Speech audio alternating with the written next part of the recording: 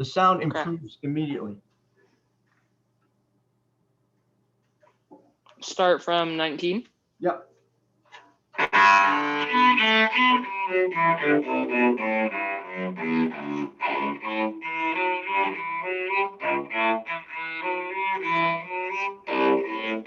Good, hang on. So look, you're doing like this. You're going, you're dancing through the notes. You're hitting them fine. But if you could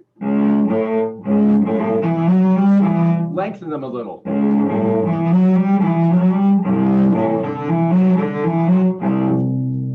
Dig into each of those heavy notes to move the lower strings. A little more weight.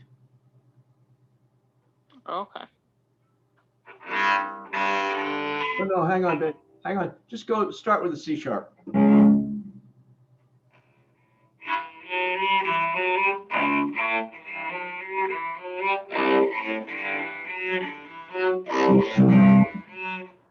Good. Good. That was better. All right, finish off the phrase then.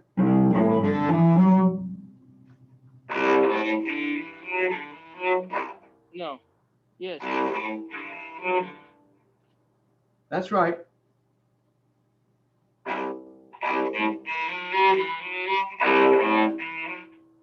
No, that's a C sharp, Graham. That's still a C sharp. You don't have to play that.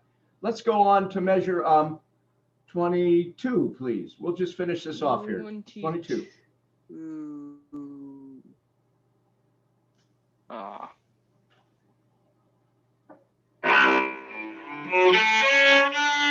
Right. So that's you gotta pop those notes out. Why? They have accents on them.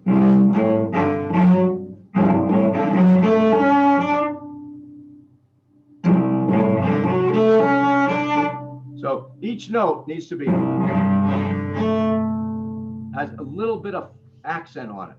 Try it. Okay.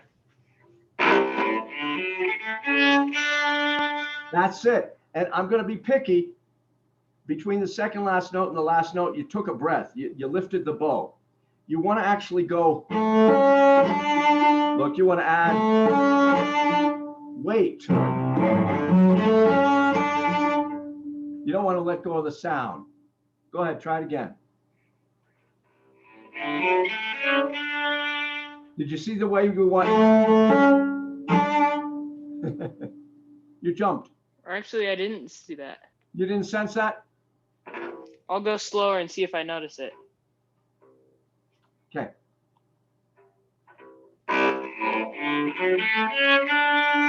That was better. That was better. All right. Let's move on. Let's hear it, how the rest of it sounds.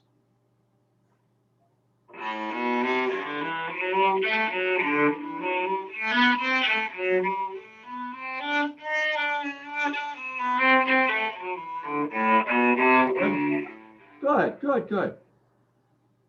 Nothing wrong with the way you play. I'm just trying to make it better. So I'm sensing this thing is still up here. The structure is here rather than here. Let's see where my arm settles.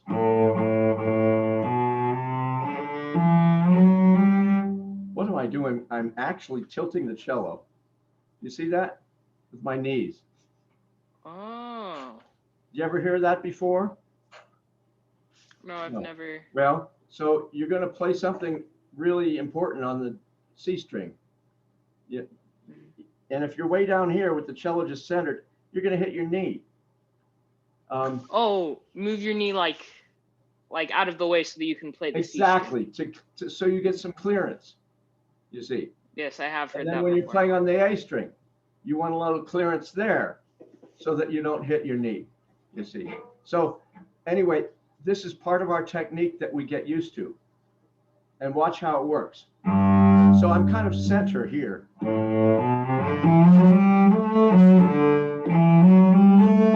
I'm tilting to the A.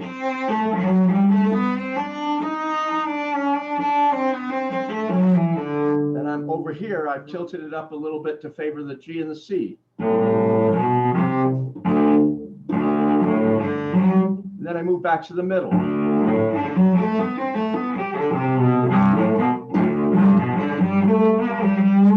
This is is middle. So anyway, you don't have, it's not like a revolving door in a department store. All right. It doesn't go crazy that much, but it is subtle. And I just thought I'd mention it here because, for instance, here,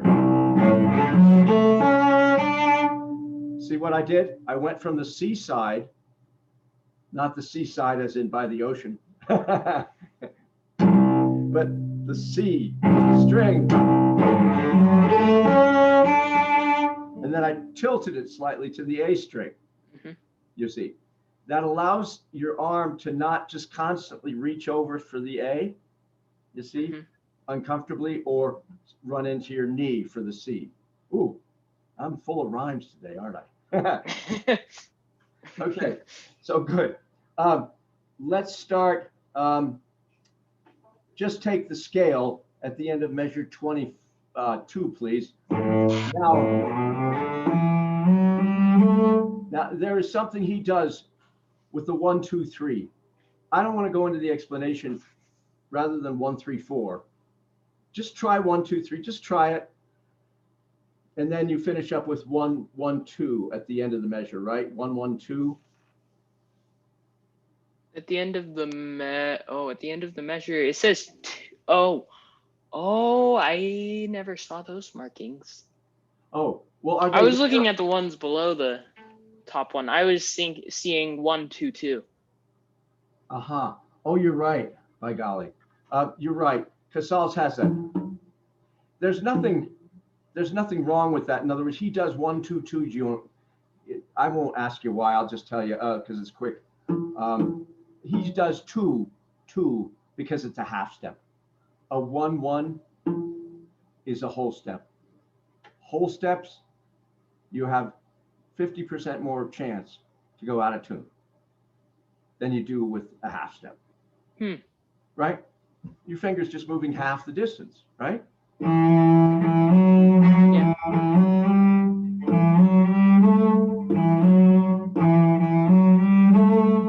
I could get used to the 2, 2. All my life I've done 1, 1. But the 1, 2, 3 is a violin fingering. Because he does violin fingerings in his technique. It gives us an extra finger without shifting. See, watch. 1, 2, 3, 4. That's a violin fingering. If you ever look at violinists, how they play. So this is the intricacy of Casals. 2.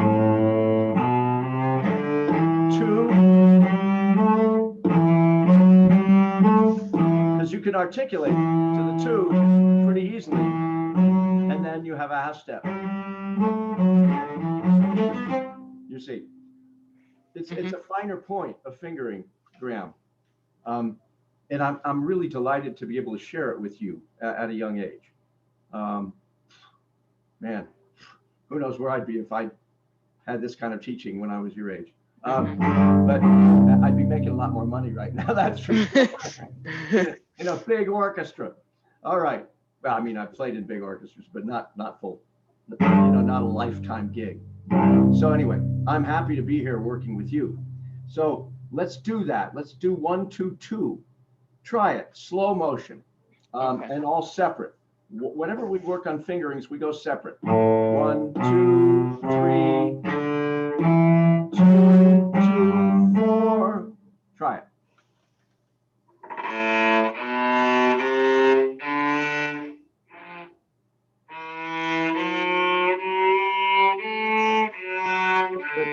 You did the 4. You didn't need to do the 4. Actually, he goes over. Then he does open. He just doesn't write it in. He doesn't write the open in. Try it again with the open. Okay. 1, 2, 3, open.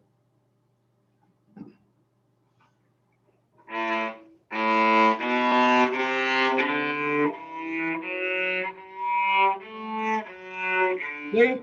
The proof's in the pudding. It was all in tune.